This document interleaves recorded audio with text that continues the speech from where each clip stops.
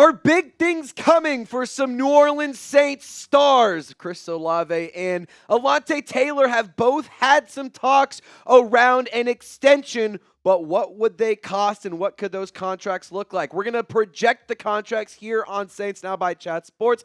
My name is Trizzy Trace Girouard. Thank you so much for tuning into today's video. So in terms of some reference points and some guys to kind of consider when having this conversation, in terms of Chris Olave's contract, we can look at the player who was selected one pick ahead of him and his former teammate, Garrett Wilson. We're going to look at his contract and compare it to how I would pay Chris Olave, as well as Kyler Gordon for Alontae Taylor, a player who was selected just a handful of picks before Taylor in the 2022 NFL Draft. And I want to encourage you to stick around throughout this video because we got a lot of good information, a lot of finances, a lot of stuff that Saints fans will need to know, and I'm going to give you my projected contract extensions for both Chris Olave and Alontae Taylor. We'll go all the way through Chris Olave, and then we'll go all the way through Alontae Taylor. So I encourage you to stick around throughout the duration of this video. And friendly reminder to subscribe and join the Golden Gang. We put out Saints videos by fans, for fans, and we also have awesome live content every single week.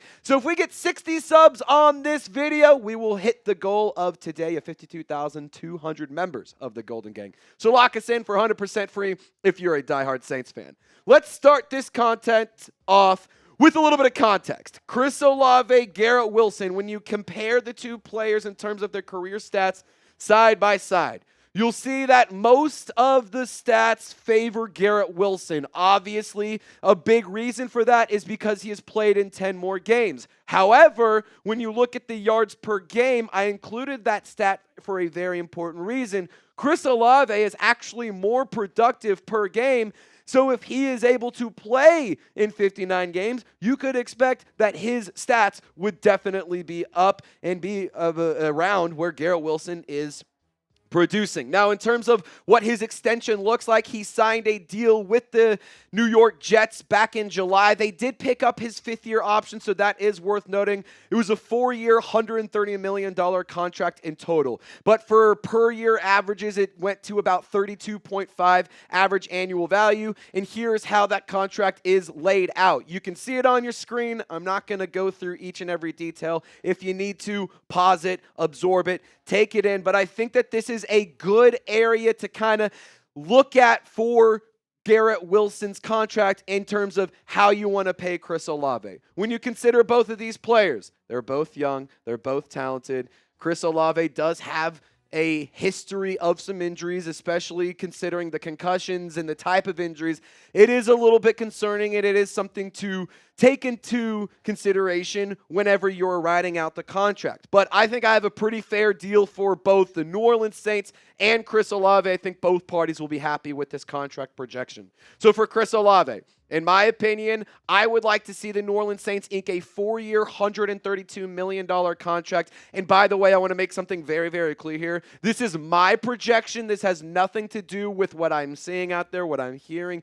This is simply what I believe the New Orleans Saints could and should pay Chris Olave. That would be an average of $33 million a year. I would guarantee $80 million. So on paper, you see a 4-year, $33 million contract per year, but realistically, it's actually a 4-year, $20 million per year contract because of how much is guaranteed here. I put a lot in terms of money that he could earn through incentives and through high production because I want to make that a very big priority for Chris Olave moving forward. Give us some good production and we'll pay you some good money. And this would make Olave the 4th highest paid wide receiver in average money per year and total money. But again, the guarantees is really where you should pay attention. Now, what do you think of my projected contract?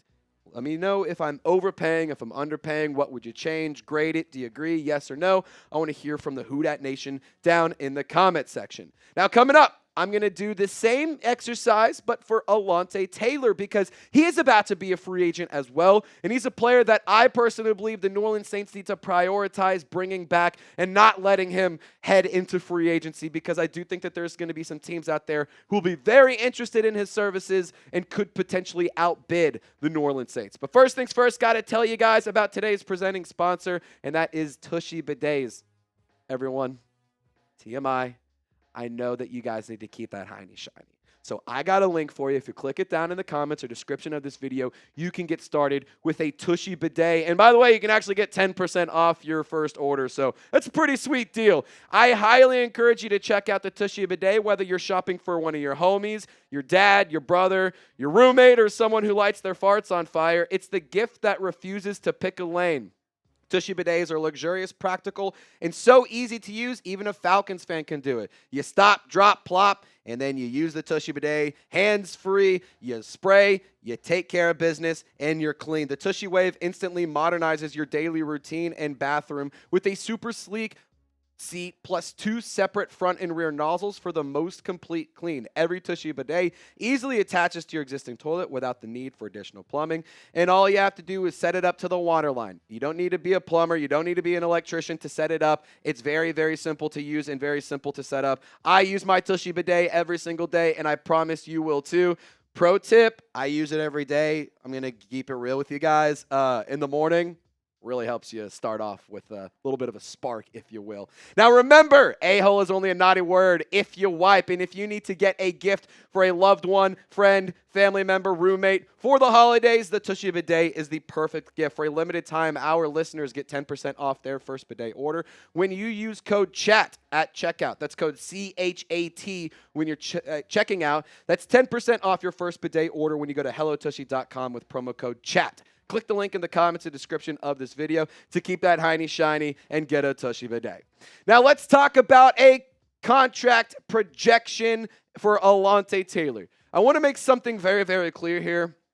He is going to get a lot of interest in free agency if he is allowed to test the market. Alontae Taylor will be one of the number 1 corners, if not the top cornerback available, due to a plethora of reasons. One being his versatility, another being his experience, another being that he is a high-energy, high-level player that is a communicator, that is a leader, that's somebody that can be a spark on a almost not on a defense, on a defense. But here's what we know around an Alontae Taylor extension. This coming in from Jeremy Fowler recently. The Saints and Taylor once discussed an extension, but a deal never happened, which made him a candidate at the trade deadline.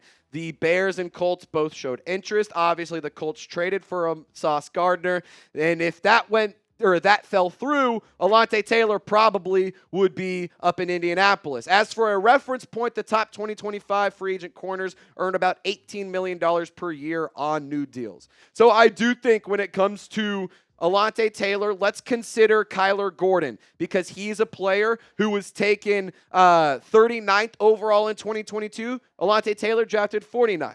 He plays primarily in the slot, but he does have the versatility to play on the outside as well. And he has had some injury issues this year. When he's on the field, he's a really talented player. You can see side by side, they're pretty similar, but Alontae Taylor much more effective in breaking up passes and rushing the passer as well. And both of them have had a very good history of stopping the run as well. And when it comes to Kyler Gordon's contract, he was extended back in April. He signed a 3-year, $40 million deal, an average annual value of $13.3 million per year. And to be totally honest, I think you're going to actually have to pay Alontae Taylor a little bit more than Kyler Gordon because of the facts that he does have so much versatility, and because the cornerback free agent market isn't really that great. And to be totally honest, he could ask for a pretty big payday. He will be the top cornerback in free agency. I do believe that he is one of, if not the number 1 player at the cornerback position that teams will be desiring to sign. So in my personal opinion, the New Orleans Saints would be better off not letting him test free agency, because what if Alontae Taylor, and this is in the context of if they want to bring him back, because what if a team offers big money and he brings it back to the Saints and says, hey, I'm asking for this team's offering this, can you match it or beat it? Otherwise, I'm hitting the road, Jack. I think that the New Orleans Saints should try to pay him, not like right now, but like don't let him hit free agency. Among all cornerbacks, Alontae Taylor is actually 6th in tackles, 6th in solo tackles, 5th in pressures. He is 6th in receptions allowed. And so he is a player, despite what you may think, he may not have all the consistency in the world. He may have his issues. He may have his struggles. but he's actually playing some pretty good ball. And that's among all cornerbacks. 6th in tackles, 5th in pressures, 6th in catches allowed. Now, Alontae Taylor, I would like to bring him back. We know that he has had conversations about a potential extension. We know that he has expressed interest in wanting to stick around in New Orleans. But I do think if you let him walk, it's a bad idea because it will create more needs this offseason that you will need to fulfill on your roster. And to be totally honest, I don't see a problem with investing in young talent, and especially if it's a player that has still not reached their full potential and you're still developing the scheme and this defense. Like, I only think the arrows are going to be going up for the New Orleans Saints over the next couple of years because they're so down right now. In terms of what we could expect for Alontae Taylor, this is what I would give to Alontae Taylor. Remember, Kyler Gordon, 3-year, $40 million, 13.3 annual average per year. So $13.3 million per year. So I'm going to give Alontae Taylor a 3-year, $50 million contract. The guaranteed money puts him between DJ Reed and Carlton Davis in terms of how much money he would expect per year and kind of comparing the players where he would be at. I think in terms of the guarantees, you do give him a decent amount of money guaranteed. 3 years, $11 million guaranteed. I really don't think that's a bad contract for a player like Alontae Taylor. However, I also can understand if he wants to try to earn more money than this because he could potentially ask for that in free agency. We'll have to see what happens, but I think that this is a fair contract. I think that Chris Olave's contract was fair as well. But I want to ask you specifically about Alontae Taylor. What should they do? Pay the man or let him walk? Type pay or walk. Get in the comment section. Put on your Mickey Loomis GM caps. Now, final thoughts. When it comes to these players and a lot of the guys that are going to be in free agency, I would rather prioritize bringing back some of your young staples and your young core pieces rather than saying, all right, let's figure out a way to make the money work for this veteran and this guy, and we'll plug in here, we'll pay him here, we'll move him here. Like, I don't think you need to overcomplicate this. Young, talented players, give them money. If they are good enough to earn a large payday, do not be afraid to give them that money. You cannot be afraid to spend money on young talent. You can't just have a team of straight rookies and second-year and third-year players. If you have an entire roster on a rookie contract, odds are it's not going to go amazing. But when it comes to being a spender, be smart spenders. That's where you can use the guarantees to your advantage. That's where you can use the years and all of that stuff to your advantage. The New Orleans Saints have never had a problem getting creative with their contract structures and how they pay their athletes. So continue to be creative, but also be conscious of where you're at in terms of your cap space. You're only about $12, $13, $14 million over the cap next year. And for the New Orleans Saints, like, all things considered, that is extremely compliant in terms of where they've been in the past, where they were in cap hell.